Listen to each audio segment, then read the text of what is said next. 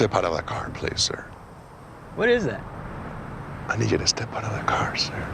Welcome to Watch Mojo, and today we're counting down our picks for the scariest and most threatening psychopaths in film. We'll be excluding superhuman slashers like Jason and Michael in an attempt to keep things more realistic. Also a few spoilers. I'm a man of my word. Number 20, Mr. Blonde, Reservoir Dogs. You kids shouldn't play so rough. Somebody's gonna start crying. Mr. Blonde. It seems like Mr. Blonde didn't even care about the money. He just wanted to kill some cops. Reservoir Dogs is a movie full of criminals, following a gang of thieves who just botched a robbery. Even these trained killers call Mr. Blonde an uncontrollable psycho. Psychopath ain't a professional. Can't work with a psychopath. Brilliantly played by Michael Madsen, Blonde kidnaps a cop, playfully dances while cutting off his ear, and attempts to burn him alive, even after the cop tells him that he has a child at home. He's utterly without empathy, and he performs extreme acts of violence with great personal enjoyment. When even hardened criminals are scared of you, you know you're a little unhinged. Number 19, Gordon Gecko, Wall Street. You can be a psychopath without killing anyone. In fact, the financial sector is full of them, with studies suggesting that a disproportionate number of business leaders display traits of clinical psychopathy. Gordon Gecko is a prime example of this type of person. According to him, greed is good, and that belief is on full display throughout Wall Street. Greed, for lack of a better word, is good. Greed is right. Greed works. According to FBI profilers on the Channel 4 documentary Psychopath Night, Gordon is one of the most realistic fictional psychopaths. He displays traits of superficial charm, manipulation, and a grandiose sense of self-worth, all of which are on the checklist of clinical psychopathy. He just wants money and power, and he'll screw over anyone to get it. The illusion has become real, and the more real it becomes, the more desperate they want it. Capitalism at its finest. Number 18, Alonzo Harris, Training Day. Alonzo Harris is the worst type of cop, the one who wields his power over society to manipulate and control. One of the scariest and most corrupt cops in cinema, Alonzo's psychopathy is horrifically portrayed by Denzel Washington, who earned an Oscar for his performance. The sooner you can match what's in your head with what's going on in the real world, the better you're gonna feel. Alonzo is in debt to the Russian mob, and he plans on killing new recruit Jake Hoyt to steal money and settle his account. Along the way, he commits a flurry of crimes, including domestic abuse, armed robbery, and multiple murders. He's a criminal with a badge, and he's constantly wielding it to his advantage. Shit, you can shoot me, but you can't kill me. Number 17, Peter and Paul, Funny Games. Sie wollen nicht wetten. Das geht nicht. Gewettet muss werden. Was meinen Sie? Denken Sie, Sie haben eine Chance zu gewinnen? Attracting great controversy for its violence, Funny Games is a provocative little film from director Michael Haneke. It asks its viewers to be complicit in the on-screen violence, which is carried out by two young psychopaths known only as Peter and Paul. These two break into the vacation home of George and Anna Schober and proceed to enact the funny games, which aren't so funny after all. Hallo Migis. Hallo, wartet. Alles im Griff? Sieht so aus. Neben seinem Auto im Boxenbereich offensichtlich sind Dämpfe im Auto. Darf ich? Bitte gern. They keep the family hostage and subject them to sick forms of abuse before ultimately killing everyone, for no other reason than the sheer fun of it. They're psychopaths to a T, uncaring, unsympathetic, and utterly unhinged. Number 16, Catherine Trammell, Basic Instinct. In the maligned and often ignored second film, Catherine Trammell is officially diagnosed as a psychopath by Dr. Michael Glass. She displays narcissistic traits, a godlike omnipotence, and a risk addiction that has her seeking out danger solely for the thrill of it. Did you kill Mr. Boz, Miss Trammell? I'd have to be pretty stupid to write a book about killing and then kill somebody the way I described it in my book. I'd be announcing myself as the killer. I'm not stupid. Played by 90s sex symbol Sharon Stone, Catherine is the perfect femme fatale. Gorgeous but dangerous. Catherine is not only a prolific serial killer, but a highly skilled manipulator who incriminates others for her crimes and constantly works to exploit a police detective. It's a sheer power grab, and it all works as Catherine gets away with everything. I suppose you still think I kill people too, right? No.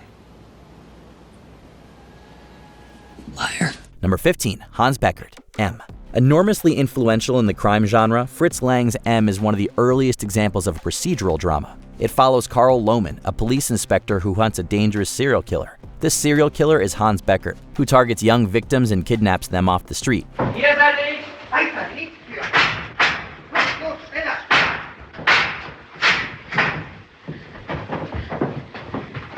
Das war auch nicht.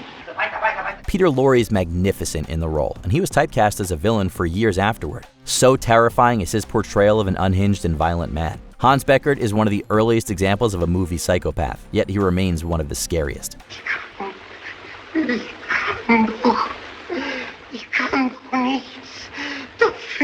Number 14. Henry. Henry, Portrait of a Serial Killer. We go from one serial killer to another, only this one is loosely based in reality. Michael Rooker plays the titular Henry, a nomadic killer who targets people with his partner in crime, Otis. While the character was very loosely based on Henry Lee Lucas, most of the movie's events are fictional or heavily exaggerated. Say that again. I'd like to kill somebody. Must mean you go for a ride, Otis. It was the subject of enormous controversy at the time and was even given an X rating for its graphic violence. It remains controversial to this day, even in a time when movie violence has become more extreme. That's largely due to the gritty realism of the film, depicting Henry's horrific crimes in a very convincing and uncinematic fashion. Tell her you're sorry. Okay, I'm sorry. Now tell her you won't do it again. I won't. I swear, Becky, I swear I won't. Number 13. Colonel Walter Kurtz, Apocalypse Now. Kurtz is only in the movie for about 20 minutes, and most of that time is spent shrouded in shadow. Yet he remains one of cinema's most iconic villains thanks to his brutal actions, psychotic philosophizing, and of course the mesmerizing performance of Marlon Brando. You're an errand boy, sent by grocery clerks to collect a bill. Having gone rogue from the military, Kurtz is now operating a cult in the jungles of Vietnam and acting as a godlike warlord to his violent followers. He orders these followers to commit heinous acts of violence without any regard for human suffering, and he believes himself to be above conventional morality. And that's to say nothing of the sadistic displays of his dismembered victims. Just hearing this guy speak for 1 minute tells you all you need to know. Horror and moral terror are your friends.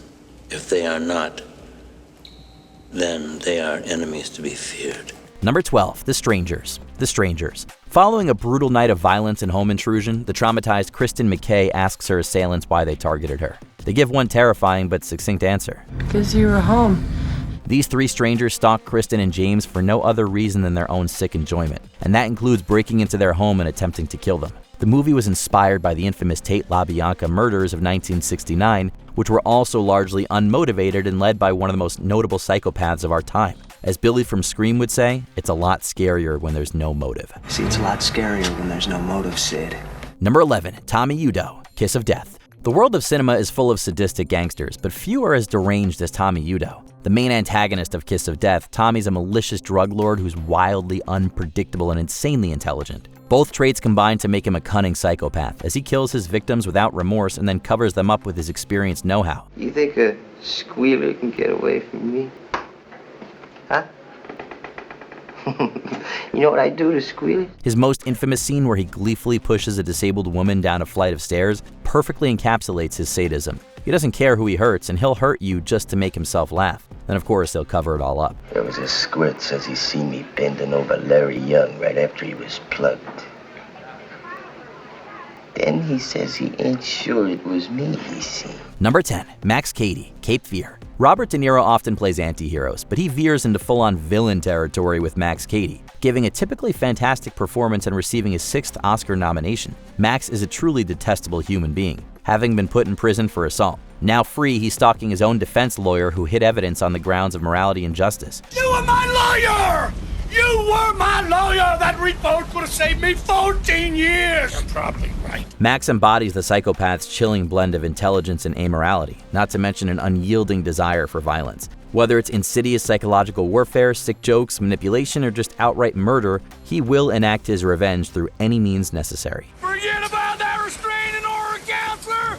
You're well within 500 yards! Number 9. Frank Booth, Blue Velvet. David Lynch has conceived some of the scariest scenes and characters in cinema, and Frank Booth is his masterpiece. Considered one of the best villains in movie history, Frank is a mentally ill drug dealer who exhibits a split personality after huffing an unknown gas. Oh. You're from the neighborhood. Yeah. Your neighbor. Well, what's your name, neighbor? He's also completely obsessed with sex and goes to some seriously deranged places to get it. His sheer dominance over others through fear and manipulation illustrates a profound detachment from societal norms, and he challenges our sense of security and comfort in American suburbia. Monsters exist everywhere, and that's part of what makes Frank Booth so persistently terrifying. You're like me. Number 8. Alex DeLarge, A Clockwork Orange. The main question at the heart of A Clockwork Orange is whether we can mix amorality and whether it's the right thing to do. The subject, both literally and figuratively, is Alex Delarge, a young psychopath who engages in the old ultra-violence in a futuristic Britain. I bet you've got little, say, pitiful, portable picnic players. Come with Uncle and hear all proper. Hear angel trumpets and devil trombones. You are invited. Alex and his droogs run rampant through the decayed country, committing wanton acts of violence and harming others for their own malicious pleasure. Enter the Minister of the Interior, who hopes to cure Alex of his psychopathy and subjects him to the infamous Ludovico technique. He's perfect. I want his record sent to me. This vicious young hoodlum will be transformed out of all recognition. Alex is one of cinema's scariest psychopaths, a young man who takes great pleasure in his mental and physical inflictions and sings merry tunes while doing so. Number 7. John Doe, 7. I tried to play husband. I tried to taste the life of a simple man.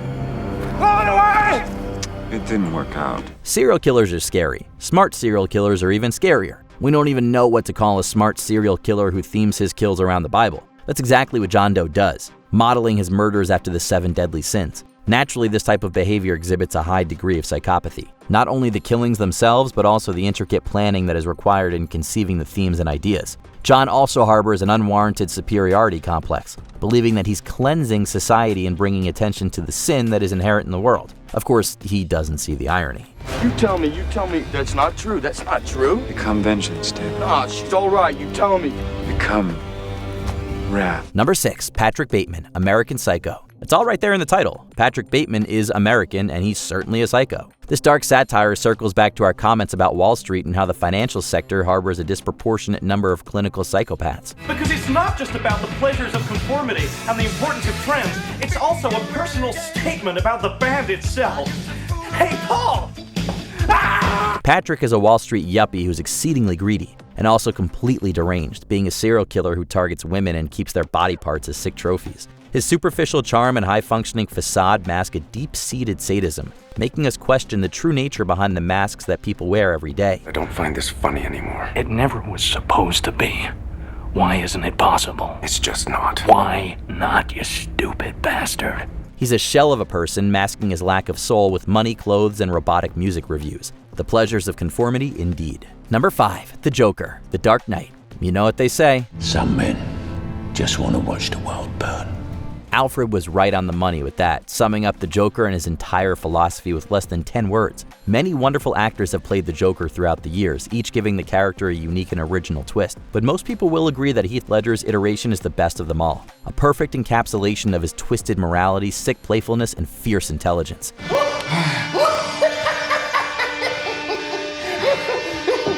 You have nothing to threaten me with. The Joker lives for chaos, relishing in anarchy and throwing Gotham City into complete disarray. It's always fascinating when the villain is the smartest character in the room, and that might just be the case with the Joker. See, madness, as you know, is like gravity. All it takes is a little push. Number 4. Annie Wilkes, Misery. Stephen King loves him as supernatural monster, but he has also crafted some all-time human villains as well. Like Annie Wilkes, the deranged antagonist of Misery. How could you? She can't be dead. Misery Chastain cannot be dead. Annie holds author Paul Sheldon hostage, demanding that he rewrite the ending to his series of Misery novels. Annie's not only enraged when she discovers that Misery dies, but she ties Paul to the bed, keeps him imprisoned in the house, and even breaks his ankles to ensure that he stays put. By exaggerating Annie's actions, King seems to be commenting on the often malicious nature of fans, their harsh demands on creators, and their penchant for anger when things don't go their way. Luckily, most fans aren't total psychopaths. I just want to tell you I'm your #1 fan. That's very sweet of you. Number 3. Anton Chigurh, No Country for Old Men. Llewellyn Moss steals a briefcase full of drug money, and Anton Chigurh is tasked with killing him and getting it back. So begins an odyssey of violence, with Chigurh disposing of anyone and everyone who gets in his way. 1958. It's been traveling 22 years to get here, and now it's here. And it's either heads or tails. Unlike other psychos on this list, Anton isn't much of a people pleaser, and he has no charming veneer to hide behind. He's just an empty robot sticking to the job, murdering people with reckless abandon, and remaining completely detached while doing so. According to a study published in the Journal of Forensic Sciences, Chigurh is the most realistic depiction of a psychopath in the history of film. He seems so supernatural, yet he's only human, and that's what makes him so darn scary. You know how this is gonna turn out, don't you? Nope. I think you do. Number 2, Norman Bates, Psycho. Only one psychopath has a movie named after their disorder, and that's Norman Bates. The proprietor of the Bates Motel has a calm demeanor and boyish good looks, both of which mask a torrent of disturbed behavior. She just goes a little mad sometimes. We all go a little mad sometimes. Haven't you? He initially gets along well with Marion Crane, inviting her for dinner and showcasing a very jovial and polite personality, and then he stabs her to death in the shower. His boy-next-door persona is a major trait of psychopathy, challenging our ability to discern genuine normalcy from dangerous pathology and manipulation. Norman is the most dangerous type of psycho, one who charms you with his wit and smile right before slashing your throat. I hope they are watching. They'll see. They'll see and they'll know, and they'll say, why, she wouldn't even harm a fly. Before we continue, be sure to subscribe to our channel and ring the bell to get notified about our latest videos. You have the option to be notified for occasional videos or all of them. If you're on your phone, make sure you go into your settings and switch on notifications. Number 1, Hannibal Lecter, The Silence of the Lambs. The first time that Clarice meets Hannibal Lecter, he tells her that he once killed an innocent man, cut him open, and ate his liver with a glass of wine. That tells you all you need to know about Hannibal Lecter. A census taker once tried to test me. I ate his liver with some fava beans and a nice Chianti. He's the quintessential psychopath, blending a very high degree of intelligence, superficial charm, and a complete lack of empathy. While his helping of Clarice may seem benevolent, he only does it because he gets something in return. He's an unsettling juxtaposition, a cultured man and a complete monster who cuts through his victims both figuratively and literally. Serial killer, cannibal, and brilliant strategist, Hannibal is the scariest psycho of them all. I do wish we could chat longer, but I'm having an old friend for dinner. Bye. Which of these characters scares you the most? Let us know in the comments below. Did you know I'm utterly insane? Did you enjoy this video? Check out these other clips from WatchMojo, and be sure to subscribe and ring the bell to be notified about our latest videos.